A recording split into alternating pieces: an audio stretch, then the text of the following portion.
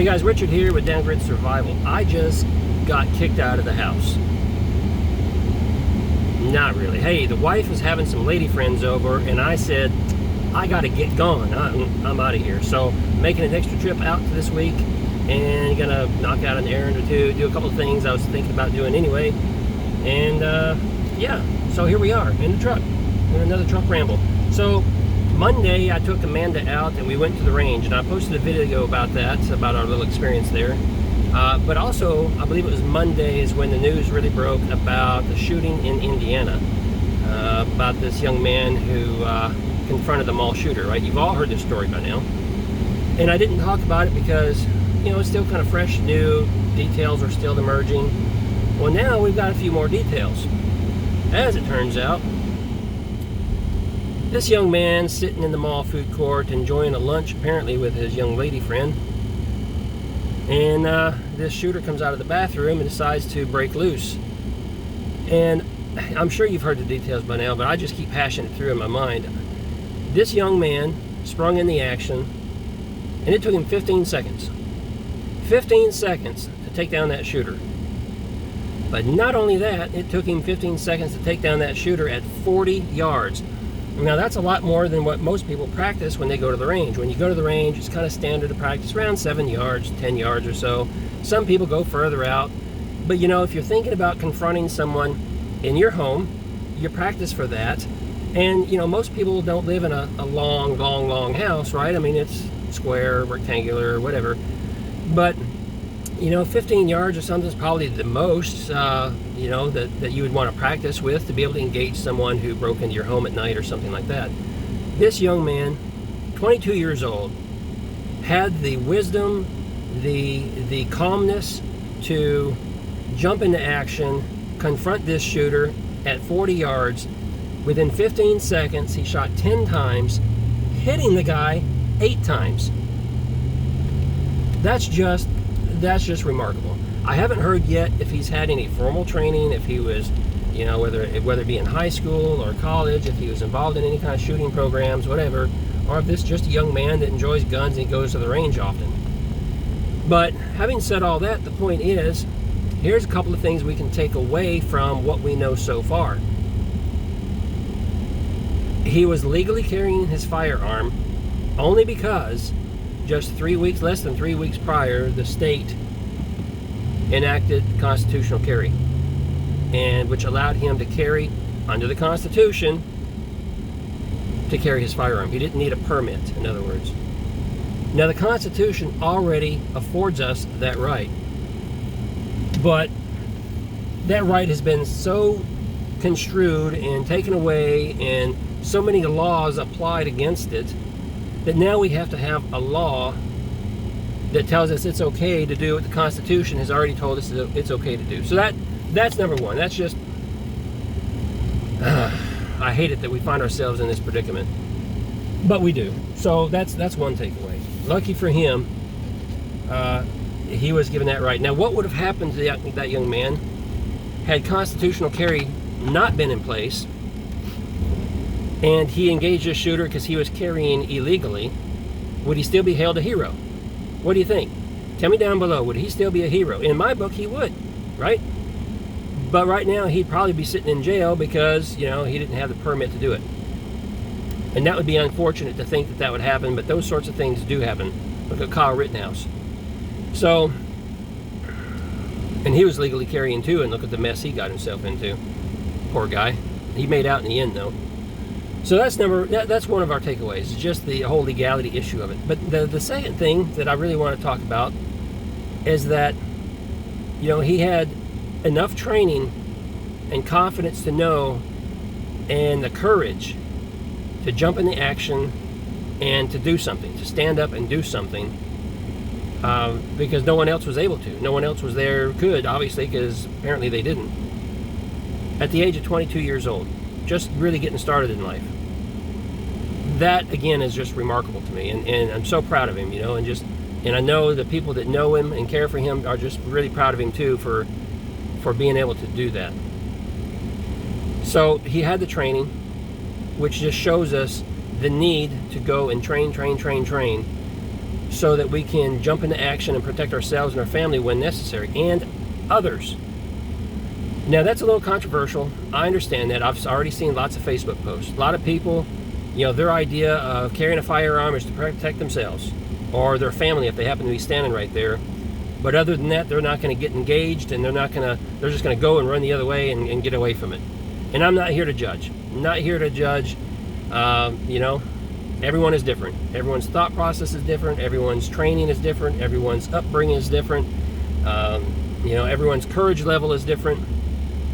So, I'm not going to fault anyone who says, I'm just going to get away from this scenario, this situation, and protect myself and protect my family, because that's all. The only reason I'm armed is to protect myself and my family. But I know there's a lot of you, like myself, that are going to say, no way, because I have the training, because I'm legally armed, because I know a little bit about what I'm doing, I'm going to put it on the line, because I'm going to go to try to stop this guy and save a life. And that's what I think we should do. But should you decide not to, that's okay. There's no law that says you have to be involved. So that's another takeaway. Just, are you trained? Are you ready? And are you mentally prepared? Are you prepared? And would you engage an active shooter like that? And you don't have to say that in the comments down below. That's okay. I understand that.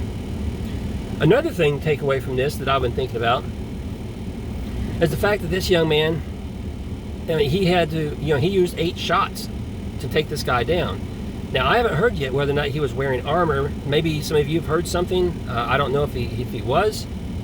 And in fact, I still haven't heard, what kind of gun this 22-year-old, Kylie is his name? Eli. I'm not sure what kind of gun he had. So, I don't know. Was it a 9mm? Was it a 45 or something? I imagine it was a 9mm. That's pretty common. But it took 8 shots to bring this guy down.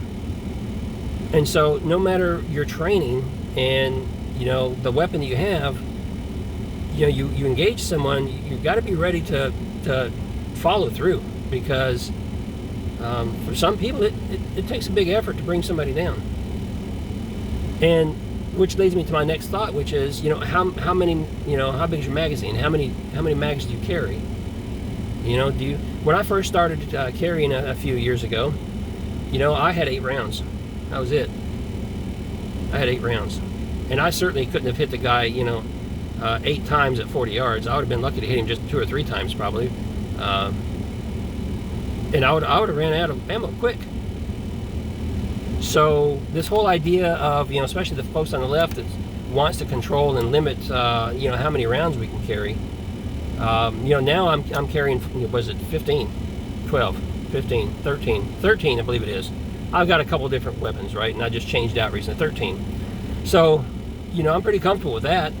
And I currently don't carry an extra magazine because of, just the weight and the bulkiness.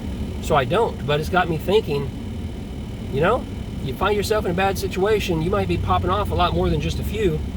And I might wish that, I had an extra magazine with me. So I guess that's the next topic of discussion. What, how many do you carry? How many, what's your concealed carry? How many does it hold? And do you carry an extra clip? Because that part really got me thinking that I probably need to carry a few extra. So I don't know. There's going to be more things that come out on this as more information comes out about the details surrounding this whole thing. I saw a meme today. If I can find it, I'm going to throw it up right here. I saw a meme today, just incredible. And it was a picture, and I believe it had like 347 Uvalde police officers, and they were standing off, clustered together on one side. It was like stick figures, And then they had Eli. Can't remember the young man's name, and he deserves more credit than that. Eli standing there in front of the dead shooter all by himself. And it's just powerful thinking about how things could have been different down in Uvalde. Had one person just, said, no, enough is enough, and I'm going in. I'm going to put it on the line. I'm going in. And I just wonder how many of those young souls could have survived. But you know what? Lessons learned for a lot of folks, I'm sure. But you know what? We should really keep all these heroes, the ones that put it on the line and take action. We should really honor them and think about them. Here's another one, and I know this video is getting long. Here's another one real quick. I just saw this headline this morning. Where was this at? I don't remember where this was at. Did you see the story that there was a young man that was at a quick stop gas station or something? And he witnessed that the clerk was being held by someone with a knife.